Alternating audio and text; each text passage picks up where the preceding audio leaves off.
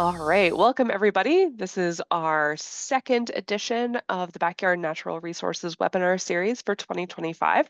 My name is Amanda Bachman. I'm the Urban Entomology Field Specialist for SDSU Extension based in Pierre, and I am here to host Robin Buterbaugh, who's going to be talking about some water conservation strategies. For those of you who are joining us, just a reminder that you can put your questions in the Q&A at the bottom of your screen if you're on a computer, might be hiding somewhere else on mobile. We'll be dropping some links and things in the chat, so you can keep an eye on that for some resources. We'll handle our questions at the end of Robin's presentation, so don't worry, type in your question. We'll make sure that we get to it. And then if at any point you have to drop off early to go back to work or, go outside and enjoy this beautiful day, this is being recorded and there will be a playlist posted on the SDSU Extension YouTube channel with all 4 recordings from our Backyard Natural Resources series this year. So don't worry, if you got to step out, you'll still be able to see the whole presentation. But I will go ahead and introduce Robin. Robin works for SDSU Extension as our horticulture field specialist based in Brookings and Sioux Falls. She received her master's degree in natural resources management from SDSU in 2023, where her project focus was on integrating native plants in community and residential landscaping. She also obtained a permaculture design certificate in 2017. In her extension role, she works across South Dakota to provide resources and assistance to individuals and organizations related to ecological design, permaculture, native plants, pollinator gardens, and community and school gardens. Robin loves vegetables, flowers, native plants, and all things plant related, and she loves to bring all those things together to help people create landscapes that are beautiful and beneficial. So with that, I will hand it over to Robin. Great. Thank you, Amanda. Sure, and we'll go ahead and get started here. I'll share my screen. All right. That looks good for everybody, Looks hopefully. good. So today I'm going to talk about rainwater harvesting in the garden and also a little bit about some community green stormwater infrastructure practices, which is a fancy term for saying kind of like rainwater harvesting as well. Uh, Especially because right now, I think we're all experiencing in South Dakota some warm and dry conditions. So thinking about conserving water, thinking about how we can maintain and hold water on the landscape is going to be especially important in times when water is a little bit more scarce. So today I'm going to talk a little bit about the importance of water and then go through these different rainwater harvesting techniques. As I said, both for residential, yards and gardens and for some community areas. So this is especially pertinent, as I mentioned, just because I heard from Dr. Rhoda Burrows just this week saying that Rapid City was already going to be starting some watering restrictions just because the Pactola levels are pretty low. So I think, you hear a little bit about aquifers and groundwater levels, but when the well is dry, we all know the worth of water. That's a quote from Benjamin Franklin. And I think it's just going to be something that we have to be more and more mindful of as we move forward. So we'll talk a little bit about what it's like, having enough water. And then along with that, we also need to have clean water. So that's also important.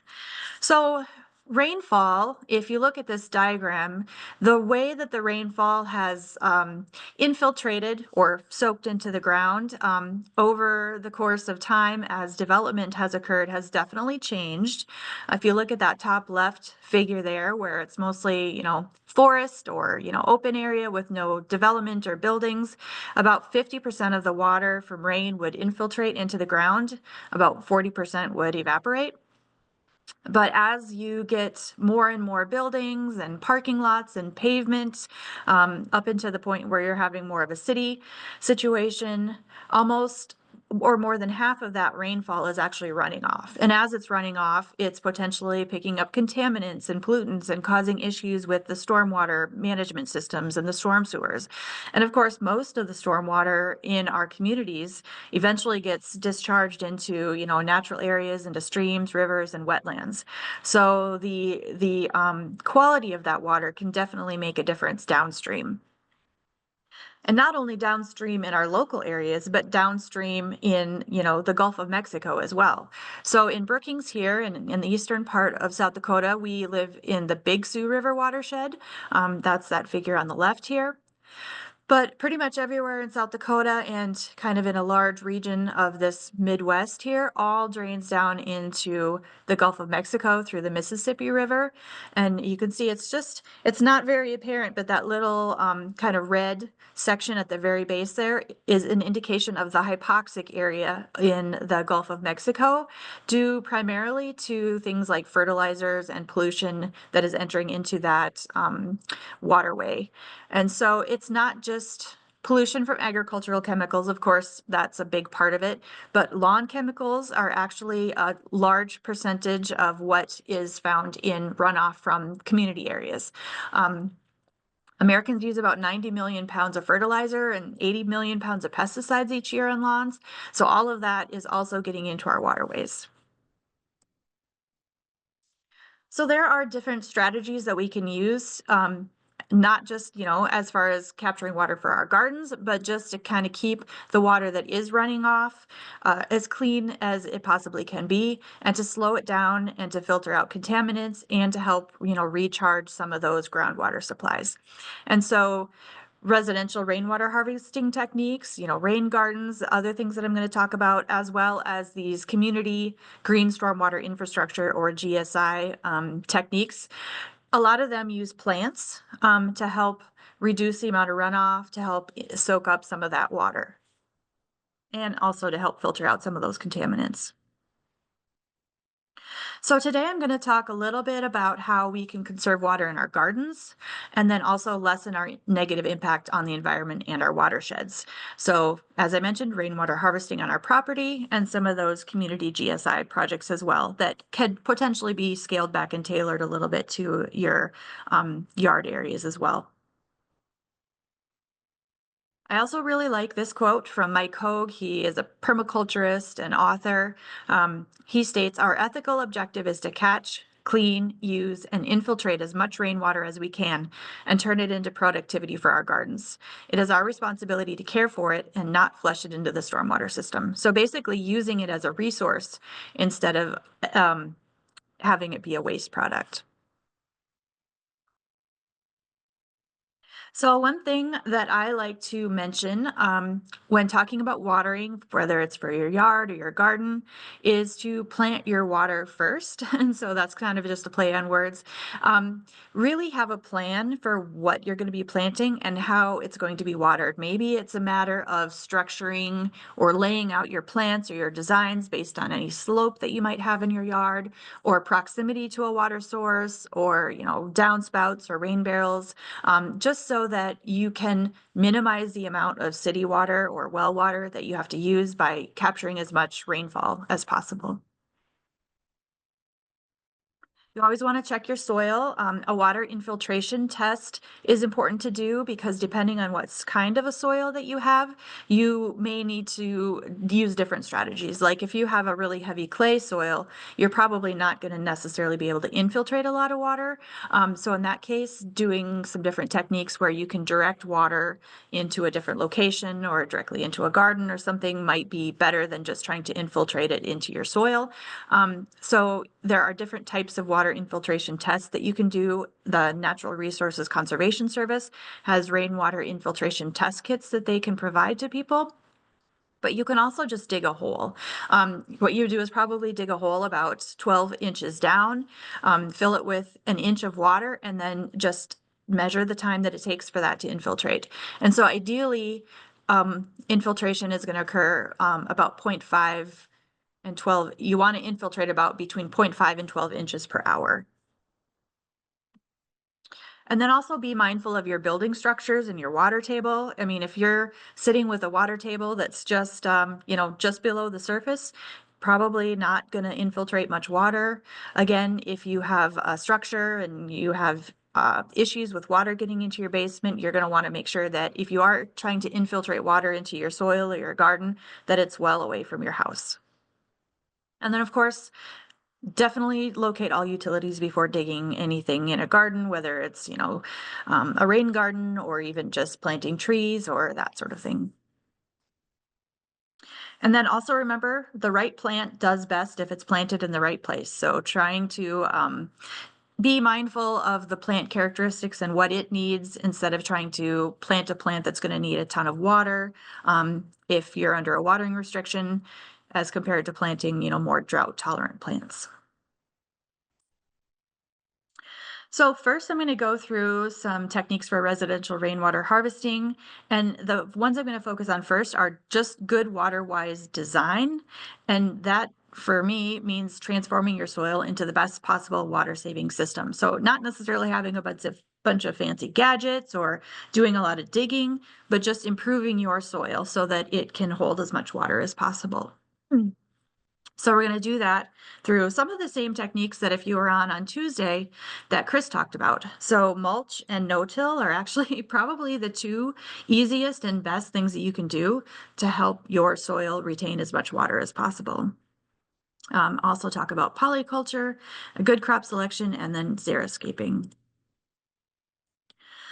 So mulching, there's some different ways that you can do this. You can do kind of a more complex, involved, material heavy version, or you can make it pretty simple. Sheet mulching or lasagna gardening is one method that you can really use to build up your soil, but then also helps to provide a lot of nutrients to that soil.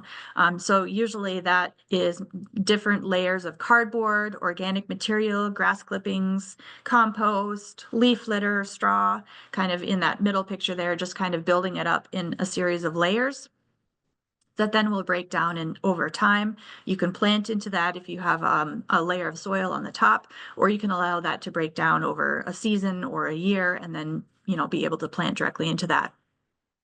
You can also use just plain cardboard and wood chips. That would be more if you're doing more tree planting or shrub planting in your garden. Grass clippings are great for around your vegetables, provide a lot of nitrogen, but you definitely want to just make sure that any grass clippings that you're using haven't been sprayed with any sort of residual herbicide. Straw also works pretty well. It's a little bit lighter, so if it's windy and it hasn't had a chance to kind of soak down or get wet, it has a tendency to blow away a little bit, but that's definitely also a good method, and I've used a lot of straw in my garden. You can also use a technique called chop and drop. So Chris mentioned this a little bit in his talk, where he just pulls weeds and leaves them in the aisle and covers them up with compost.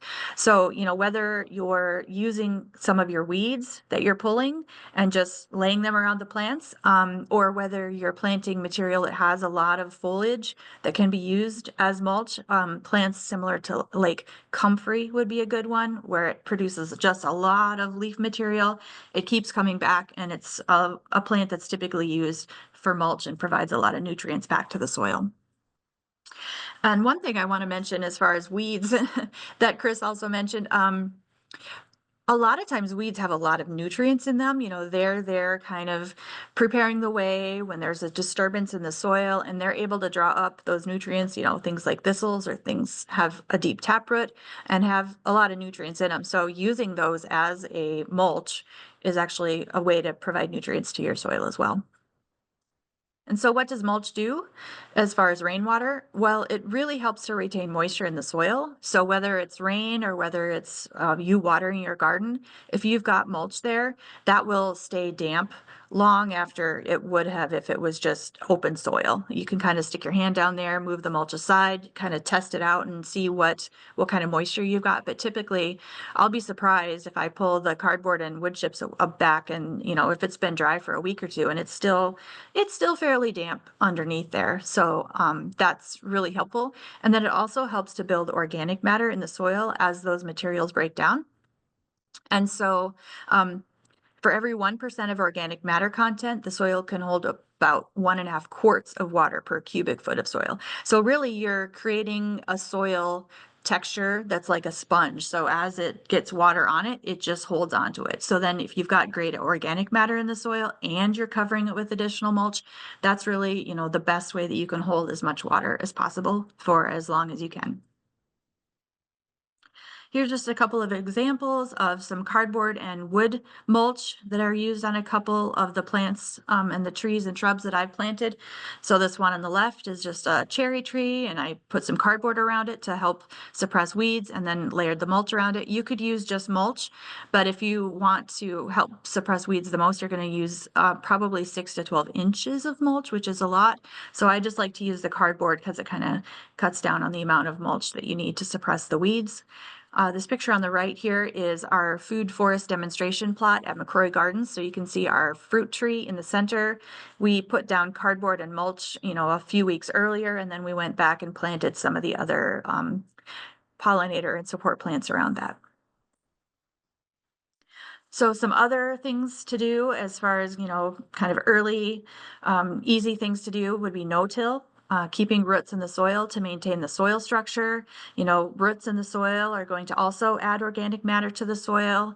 And those roots, especially roots, if you have a polyculture, which is just a bunch of different plants growing together, those polyculture plants and those roots help to really create a good habitat for the soil microorganisms that help to cycle carbon and those other nutrients. And of course, carbon is basically organic material. So the more carbon that you can cycle and store in the soil, the more water that you're going to be able to retain.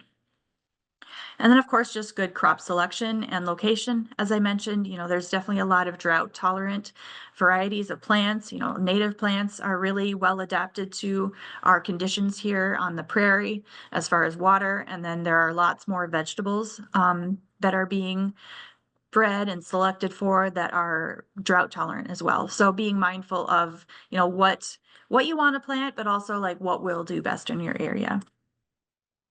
Here's just a couple pictures of my polyculture square foot gardening area at my house. So you can see I got a lot of plants packed into a small area. Here on the left, it's just more of a raised bed, and on the right, I have just a little walkway to my deck, and then I have a lot of wildness going on in my garden, and I don't mind it. I know maybe other people like a tidier look, but I usually have vegetables and flowers and herbs all interplanted together. And of course, xeriscaping is another option. This is, especially using drought tolerant plants. You can do what, is called a gravel garden or more of these rock gardens and choose plants that are going to be especially adapted to dry or desert or rocky conditions. So those are, some of the easy, like early entry point areas as far as helping to hold water on your landscape. But next I'm going to go into some actual water harvesting systems. These are maybe a little bit more labor intensive to design, might require a little bit more digging or materials. So some of these water harvesting systems are, garden beds that are designed to catch their own water, infiltration basins or rain gardens, hugelkultur, swales, nurse log, passive swales, terraces, and then finally, of course, rain barrels or other containers. So these are just some fun pictures that I found on Facebook and Pinterest that kind of illustrate the point of what you can do. This picture on the left, it looks very formal. It's very aesthetically pleasing, but it has a downspout that's going into more of a kind of like a rocky, dry stream bed, edge with the landscaping bricks. And then, there's some trees and shrubs planted at the end of where that water fills in. You could certainly plant more along the edges there where it's mulched. You could plant, fruit trees or shrubs there at the base of that where it's going to utilize most of that water. The picture on the right is a downspout going into some sort of like a rock filter area with other vegetables planted around it. You probably would have to have the right kind of a setup for this to come off of a downspout in a raised bed like that. You could certainly also, and I don't know what's all included in this, but you could put more sand or even like biochar or charcoal in the bottom if you're worried about contaminants from your roof. So maybe you can trap some of those into that rock kind of filter area before it goes into your vegetables.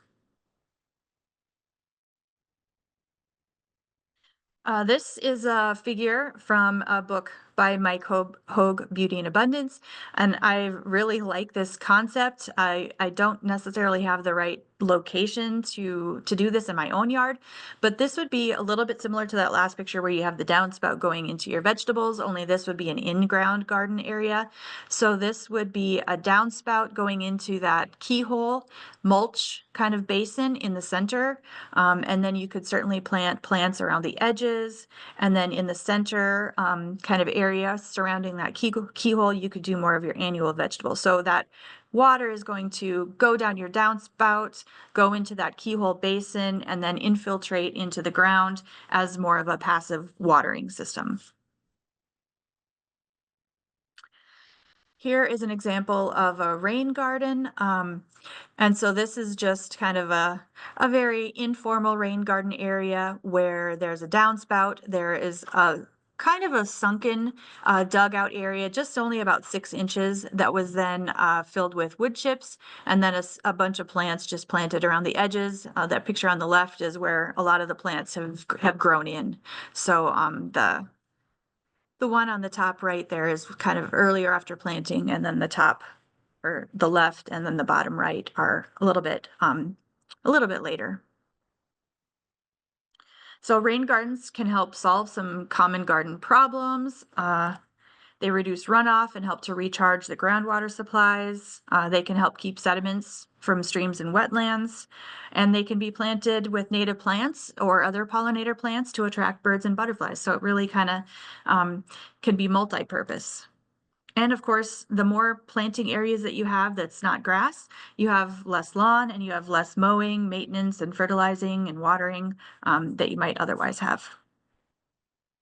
Here's a couple other pictures of rain gardens. This one on the left just shows kind of a front or, area right off the street where water is probably coming down from the house, but then you can also see, and this would be something that you would have to, all right, I don't know that any of our communities do this, but there's a curb cut there so that water from the street is able to go down into that rain garden as well.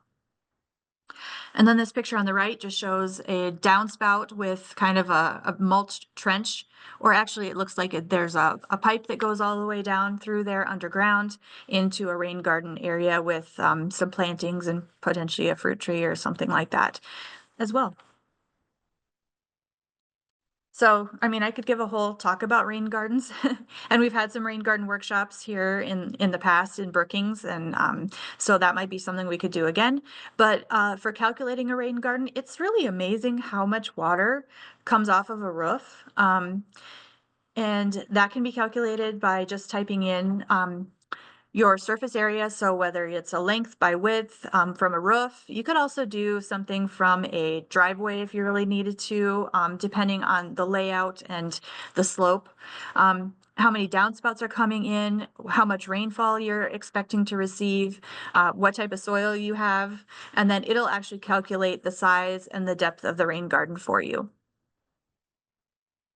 And that is from raingardenalliance.org calculator. So that's something that you can use.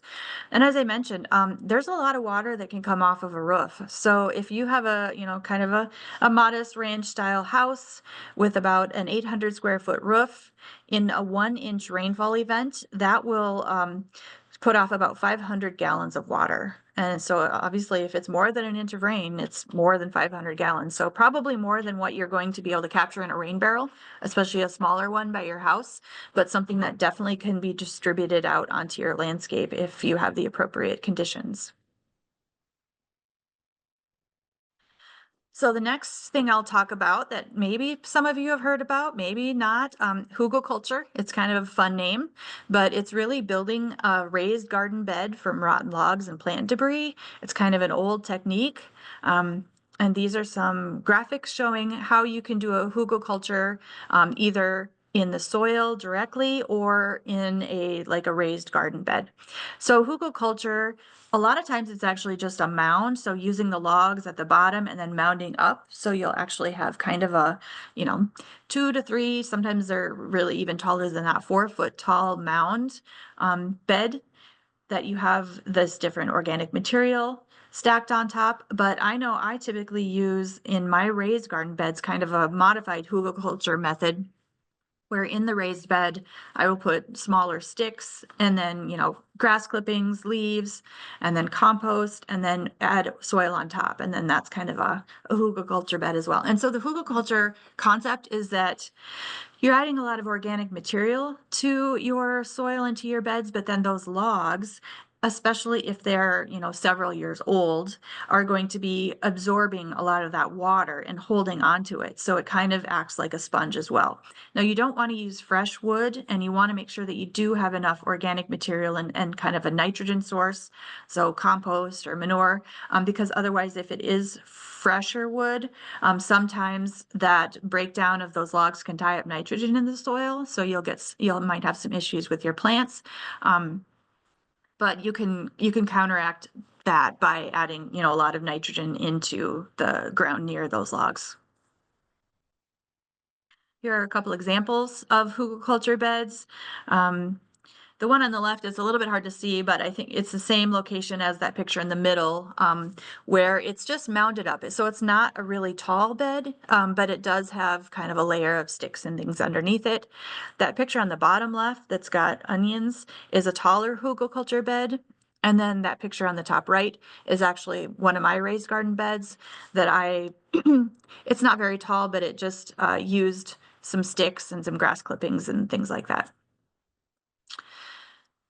All right, the next thing that you can do to hold water on your landscape, and this is a little bit more probably technical, would be swales, mini swales, and water direction trenches. So I like to say swale is just a fancy term for a ditch, but oftentimes you'll see these on slopes. So these swales will be dug on contour, so within the contour of the elevation on the landscape, and these can be used to capture water as it flows downhill and then use that water and infiltrate it into the soil for plants or trees. So for example, in this figure, you have some plant material on the bank to hold that in place.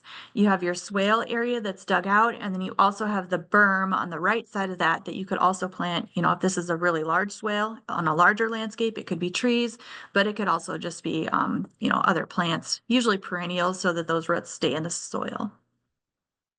And then a water direction trench is just more moving water away from where you don't want it. So for example, if you do have clay soil, or you don't want to infiltrate water close to any structures, then you might want to move that water into a location that you can either put it into a pond or into a rain garden or into your garden, but just putting it where you want it to be. So here's a couple pictures of swales on contour. This first one is a larger garden area. It's hard to see the slope here, but usually swales will also have a water outlet area. So in case of a larger rain event, those swales will have on one end or other where the water can actually get out and around, so it doesn't cause issues with like breaking through those swales. A bioswale is more of a swale that isn't necessarily on contour, so that's just going to be more of a ditch that holds or moves water. Here's an example of a mini swale, or just a swale to direct water away from an area. So this home here has a little bit of a slope leading right down into their back patio, and water was just ponding right there. It was freezing in the winter, if it was cold, and it was just like quite treacherous if it got icy, and also not good to have that close to the foundation. So this is just a kind of a swale that isn't on contour. It actually goes down and around along the slope of the yard there, and is dug out and then filled with sand and some kind of river rock or gravel, just to direct as the water goes down, hits that swale, enters, and then is distributed away from that back patio area. And this can also be planted, so you could have plants planted all around along the edges of that as well. So nurse logs, this is just a pretty easy concept. You're basically using logs instead of burying them, as in a hugelkultur. You're just using them as a garden bed, kind of definitions, or even as a landscape, kind of a structural element in a landscape. And so these can decompose, eventually they'll provide some nutrients to the soil, and they can also hold some water on the landscape as well. especially if you're using them as your terrace or your swale kind of berm. So here is a figure and a picture of how you could do that using nurse logs as swales. So as water flows downhill, it can build up behind those logs, and then you can plant into those as you would on a terrace, and it just kind of helps slow the water down, infiltrate it a little bit, and then the plants help to stabilize that as well. So rain barrels or cisterns are probably something that most people think about when they're thinking about rainwater harvesting. Um, and so there's a lot of options if you want to add a rain barrel to your property. These are actually all pictures from my house. So last year, Brookings had a rainwater stormwater incentive program where they reimbursed residents for purchasing rain barrels. And so these two rain barrels on the left are the ones that I got from that program. So they're not the most attractive rain barrels, but they do the job, and they're kind of on the backside of my house. So rain barrels are just going to collect the water from your downspouts. Here I have two that are linked together. And so it's helpful if you put your rain barrel on a, like you can see here, I've got a brick or on a pedestal or something, so that the gravity will help that water come out into your hose or something. It'll give you a little bit more pressure if you're using it for watering.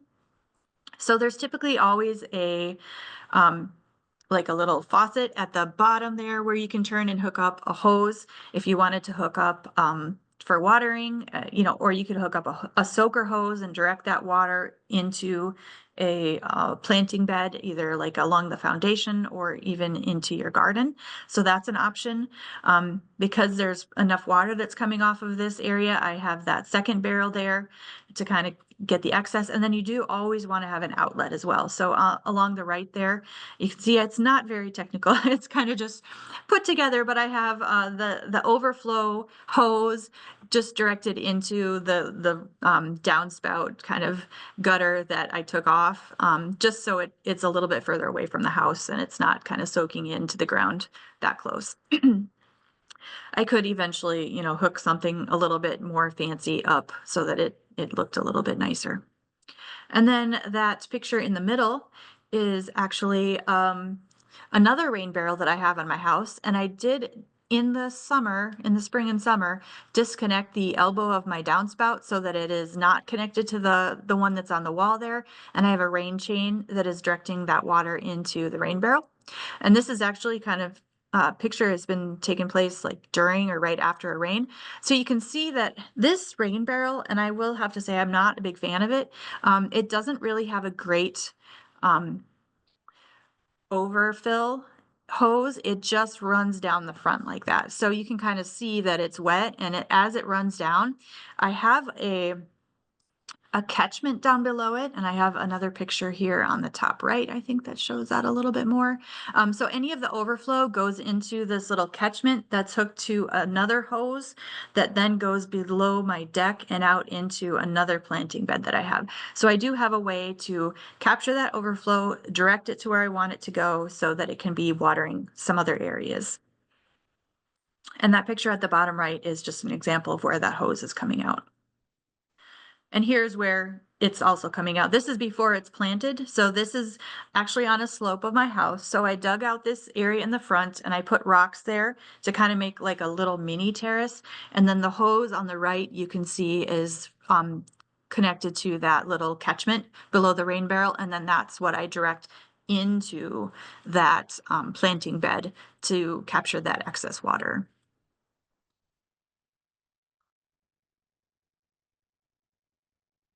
Here's an example of a larger scale rainwater harvesting system. This is actually at my parents' house in the Black Hills. And so they're on the western portion of the hills and they don't get that much rain. So they try to collect as much rainwater as possible for their garden. So they have one of these larger, I don't know exactly how big this is, if it's 500 or 1,000 gallons. But anyway, they have one. You could also do two and connect them together, just like with the smaller rain barrels, if you're trying to capture even more water. So they have this connected to the downspouts and the rain gutters on their roof. You can see that picture on the top right. They have not only the roof line that's directly above the cistern, but they also have the main part of the roof, and that's kind of got that gutter that's going along the edge wall of the house and then over around to the cistern. From there, they have a series of hoses hooked up that go down into the garden. And so you could certainly just allow these to be gravity fed if you wanted to. You could also hook up a timer, or, have a solar pump or an electric pump if you wanted to pump that water so that you had more pressure, or to get it into a different location that wasn't just gravity fed. If you have a big cistern like this, there are some risks to having it on a timer if it's opened, so you don't want something to go wrong and then lose all of your water, but it is an option. Here's another example of a kind of a very small scale rainwater harvesting pot that can go into a garden bed. These are Oya pots. Often they're terracotta pots. You can purchase these or you can make your own. This one on the right is actually just a terracotta pot with a plug down in the bottom hole where the drainage would be, and then with one of the saucers that goes with it as a lid. And so the terracotta will slowly release water over time into the garden beds. And then you can see this picture on the left where they're actually hooked up to a rain barrel, and then there's a line that's attached to each of them. So these terracotta pots, the idea behind them is that if the soil is wet, they're not going to allow that water to soak out of them. But if the soil is dry, they will kind of slowly start to dissipate that water, and then the plant roots, are down there. So the water isn't wasted on the surface. It's actually going right down to where the roots are. So that's a pretty easy, accessible rainwater harvesting, or, just watering strategy that you can use as well. So here's just kind of, I like this kind of summary of what it means to water and how to keep water on the landscape. So where it matters most. So using things that are more intensive, like irrigation and channeling, for where, you need a lot more water. Making sure that you're increasing the organic matter of the soil, using soil as a sponge or a reservoir. So making sure you have the right area for each plant, using that thick mulch to also add organic material, but also prevent evaporation. Ecology, that's just kind of what types of soils or ecologies infiltrate more water. Reshaping the land, that's, using swales or ponds, they can be very effective, but also they're a lot more labor intensive, take a little bit more, technical expertise. As far as, especially for swales, there are some calculations that you should do if you want to make sure that you're getting the right slope and the right size of those swales. So that's something to think about. And then just focusing on soil. So healthy soil has the most impact as far as being able to maintain water on the landscape. So now I'll talk a little bit about some community green stormwater infrastructure. And so this actually was my graduate project. This was a stormwater bioretention basin at our city government building that I planted with native plants. And so this is capturing all the water from the parking lot of our city government building, and it's directing it through that dry stream bed. And then there's actually kind of a berm there as well to help the water pond on the back side of it. There is an outlet drain there as well. So any excess water can go over that stone berm.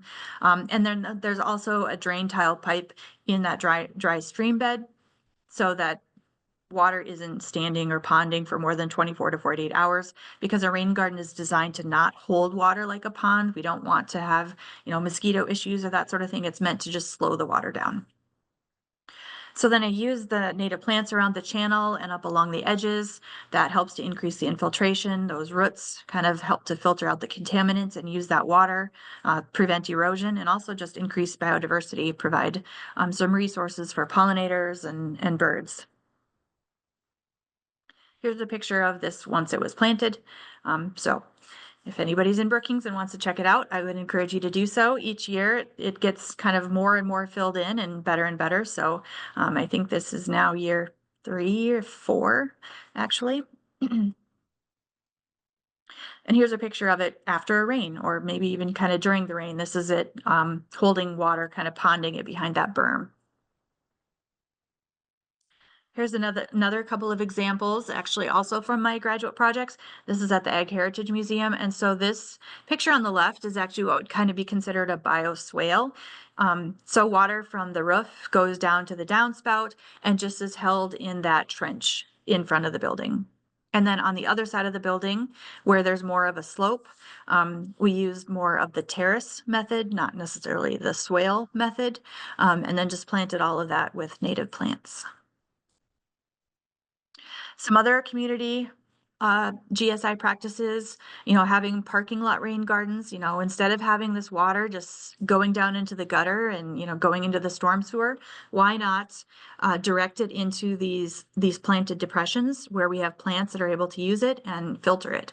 And so here's a couple of pictures of examples of that. So curb cuts from the street on the left into a rain garden area, and then also from the parking lot on the middle and right side picture.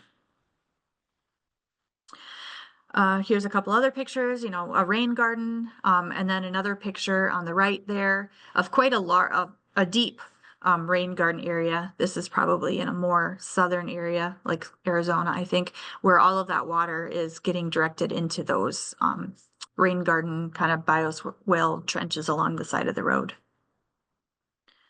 Here's a couple other examples of bioswales. So this is just, there's a lot of overlap in what you would maybe call a rain garden versus a bioswale, but they are designed slightly differently. So this is another example of that next to a parking lot, and then this other one is potentially runoff from a parking lot or those apartment buildings.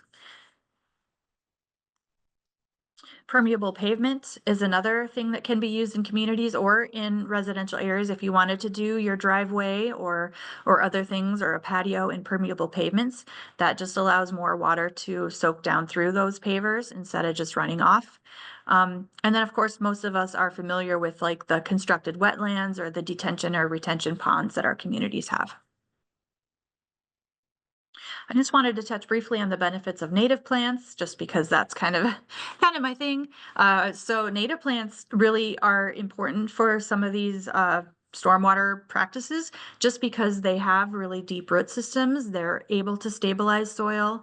They're able to kind of provide that organic matter to the soil, because each winter, as the plants die back above ground, those roots are also dying back below ground and just adding organic matter to the soil. And as I mentioned, the more organic matter that you have, the more that the water is just going to infiltrate into the soil and is just going to stay there like a sponge instead of just evaporating away.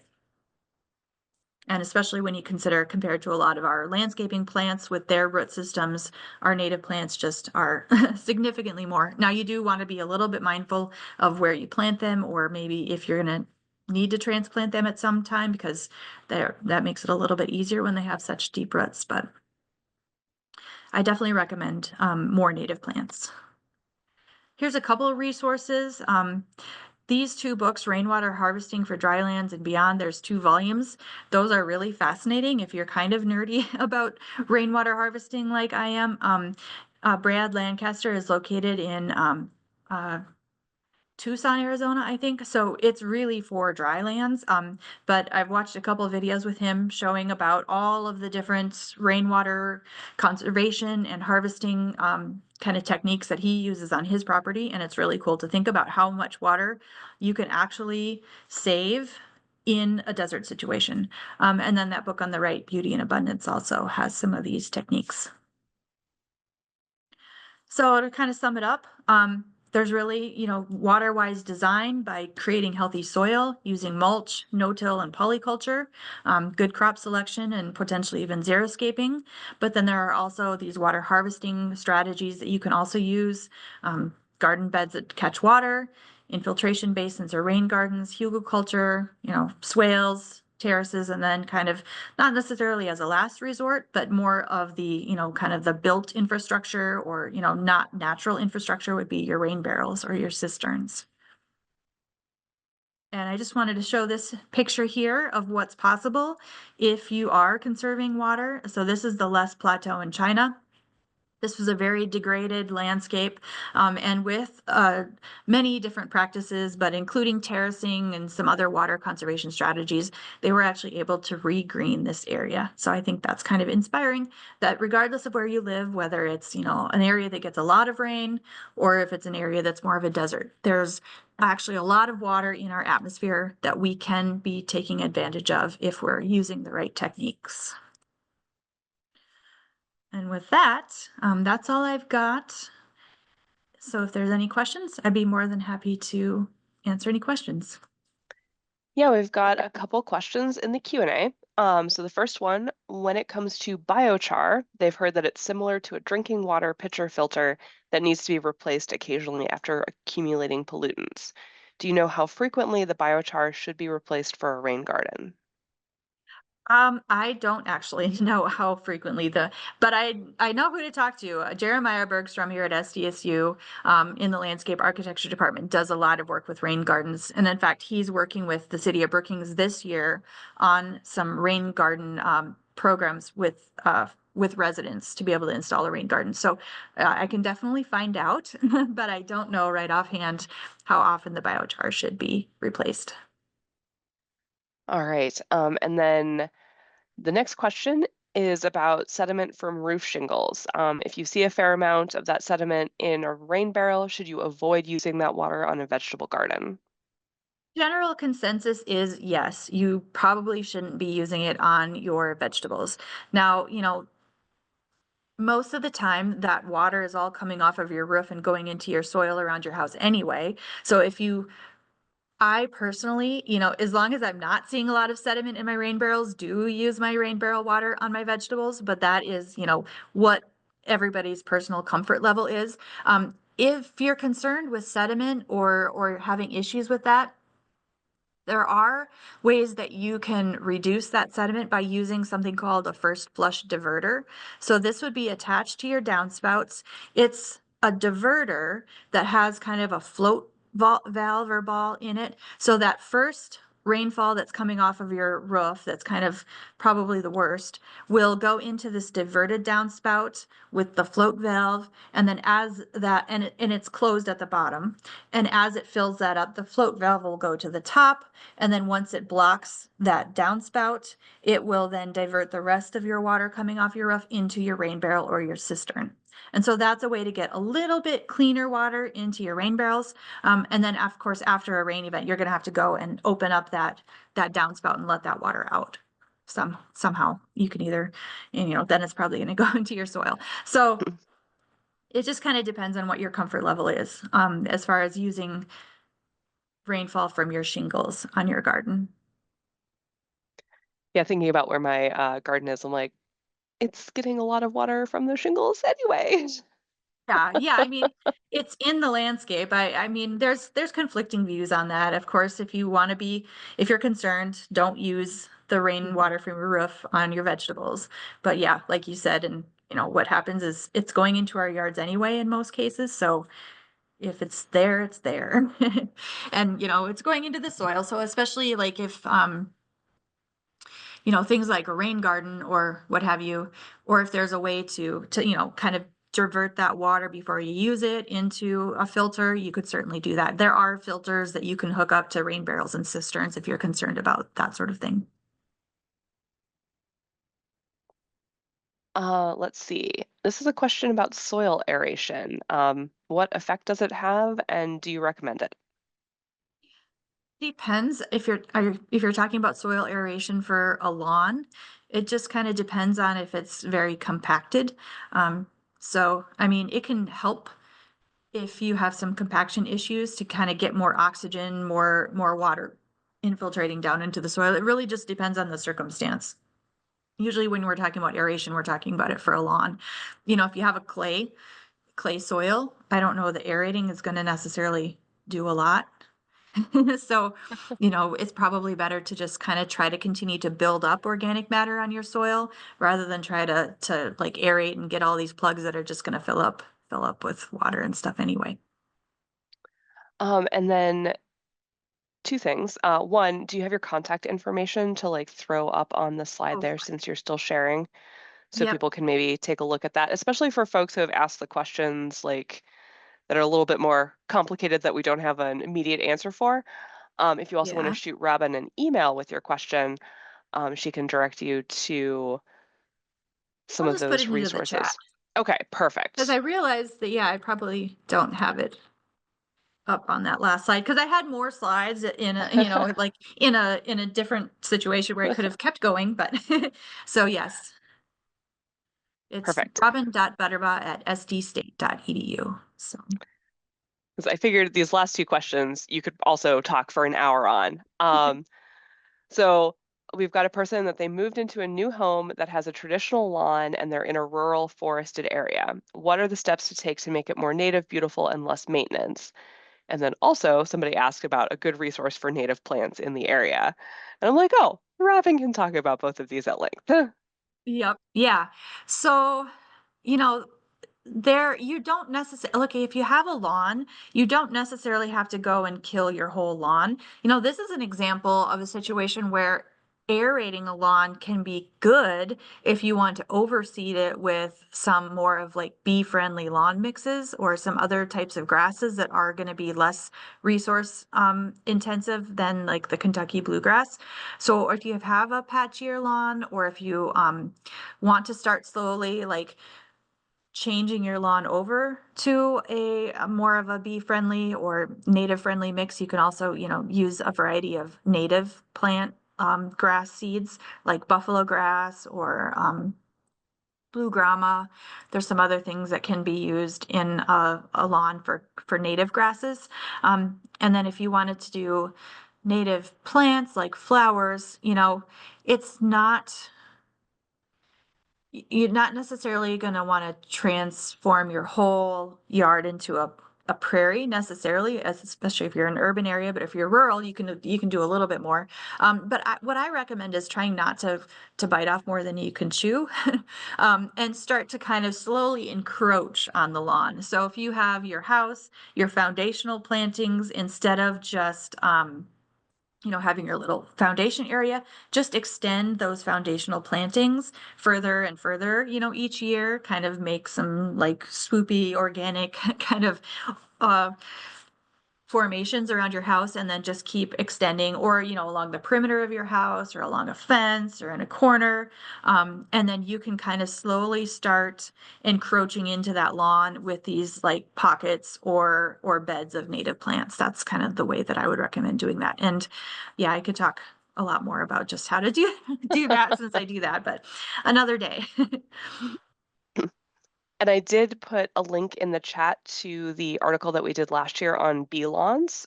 So that's in there. And then also Robin's email address. Yep. Let's see.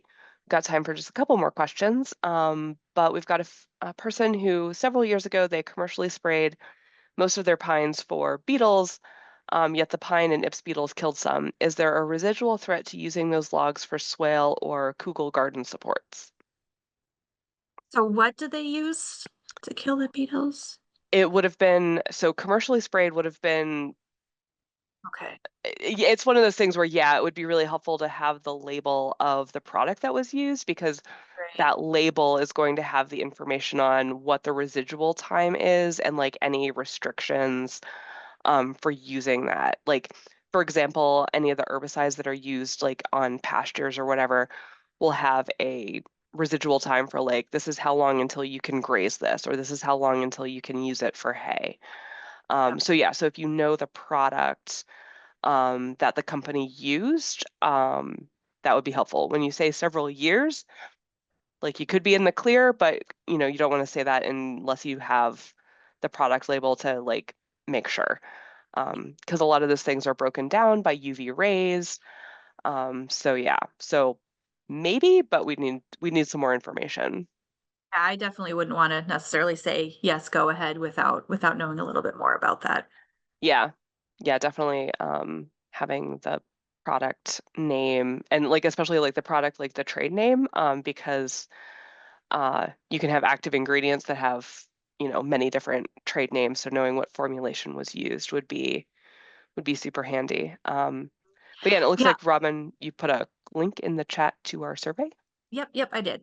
So this is just a very short, probably less than a 30-second long survey, just about the topics that we're talking about and any interest in additional topics. I'll just go back to the hugelkultur one bit more. There are some types of wood that you don't want to use, for example, like black walnut that has juglone in it. You don't want to use that. And you probably don't necessarily want to use a lot of it just depends on what you want to grow, but necessarily a lot of pine because that would make things a little bit more acidic. So Mm. you can find out, or I can also email if anybody has a direct question about which materials don't work very well. And in fact, I think in our raised bed or container article that we have, I do have a list of what types of wood not to use. So, on our extension webpage, we have a gardening and raised beds article or a fact sheet that that lists what kinds of trees to avoid.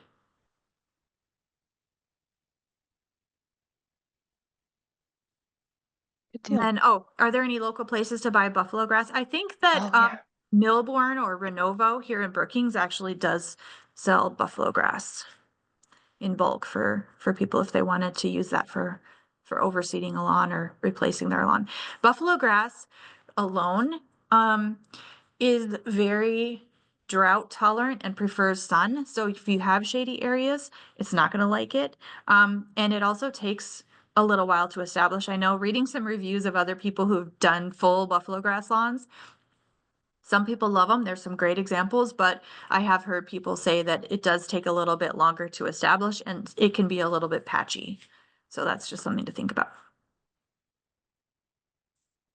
Yeah, and any plugs for some upcoming events where folks might be able to pick up some of the native plants?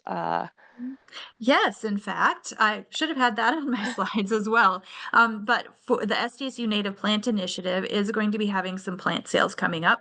So they are going to have a sale in Brookings here at McCrory Gardens on May 18th. That's a Sunday at 1 o'clock. And then in the Western region, in the Black Hills, they're going to be having a plant sale in Spearfish on Saturday, June 7th, and in Rapid City on Sunday, June 8th. I don't know the time for sure on the Sunday one, but I think the one on Saturday in Spearfish starts at 10. I don't have like the final flyer for that, but so yeah, and there are also the other business that sells local plants. The only one that I really know of, some of your local greenhouses or nurseries might sell a few of these native plants or grasses, but Siouxland Prairie Farms, I think they're maybe out of Rock Valley, but down by Sioux Falls, they do have a pretty good inventory of native flowers and grasses.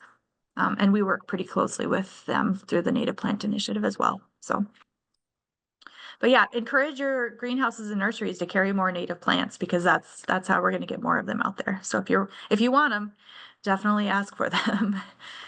Yeah, yeah, absolutely. And yeah, like you said, lots of great Native Plant Initiative plant sales coming up. We are getting close to time here.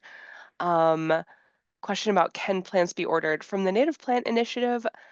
You may be able to order them to pick up in Brookings, but I don't believe that they ship.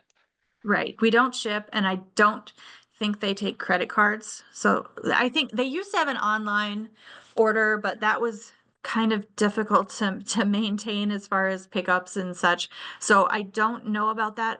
You could order email the SDSU Native Plant Initiative. I think that is sdsu.nrm.nativeplants@sdstate.edu to ask. And then, sometimes with organizations or people, they're willing to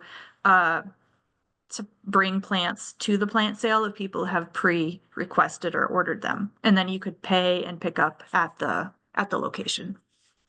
But that would be something that you'd probably have to coordinate with them. Yeah, the Native Plant Initiative, it's really a research lab and a bunch of grad students who are doing this work as part of their, dissertations and stuff. So it's not like their full-time job is being a commercial nursery and plant supplier. Yeah. So yeah, but there are some local greenhouses that do kind of like wholesale plants from them, depending if they're not going to be in your area for one of their plant sales, but really finding them in person is absolutely the best way to get material from them. But yeah, we are at time. So thank you everybody for joining us. Thank you, Robin, for your presentation. And we will be back on Tuesday with my presentation about bugs and blooms. And then on Thursday with Dr. Christine Lang and Laura Edwards talking about climate conditions and how to garden while dealing with those climate conditions. So until then, everybody, enjoy this beautiful weather. Don't get too hot this weekend and happy gardening.